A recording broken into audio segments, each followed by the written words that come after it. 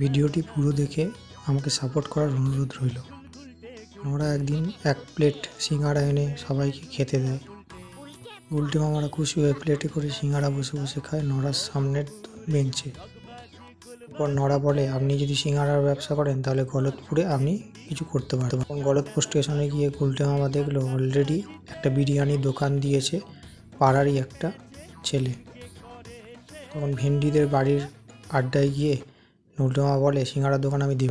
এরপর লোকের কাছে ধার করে টাকা চেয়ে কিছু মালপত্র কিনে সিঙ্গাড়া বানায় ভেন্ডিদের কিচেন। এরপর সেই বানানো সিঙ্গাড়া স্টেশনে গলতপুর স্টেশনে বিক্রি করতে শুরু করে এবং সে দোকান দেয় সেই বিরিয়ানি দোকানের পাশে, তাই সে একটু রাগ করে। এরপরে দেখা যায় স্কুলের সামনে সে এসে বিরিয়ানি বিক্রি করছে। কখনো ঝোলা গোবিন্দের দোকানের সামনে গিয়ে বিরিয়ানি বিক্রি করলে ঝোলা গোবিন্দ খুব রেগে যায়, কিন্তু গুলটে মামা ফ্রিতে ঝোলা গোবিন্দকে বিরিয়ানি খেতে দিলে সে খুব খুশি হয় এবং তাকে দোকান চালাতে দেয়। এরপর গুলটে মামা বাড়ির সামনেও ছোট একটা বিরিয়ানি স্টল দেয় কিছুদিন। এরপর গজেন গড়াইয়ের বাড়ি থেকে অর্ডার আসলে নিজে গিয়েই সিঙ্গাড়ার অর্ডার পৌঁছে দেয় গুলটে মামা। এরপর বিল্টু মামা একদিন ফ্রিতে সব স্কুল বাচ্চাদের সিঙ্গাড়া খাওয়ায়।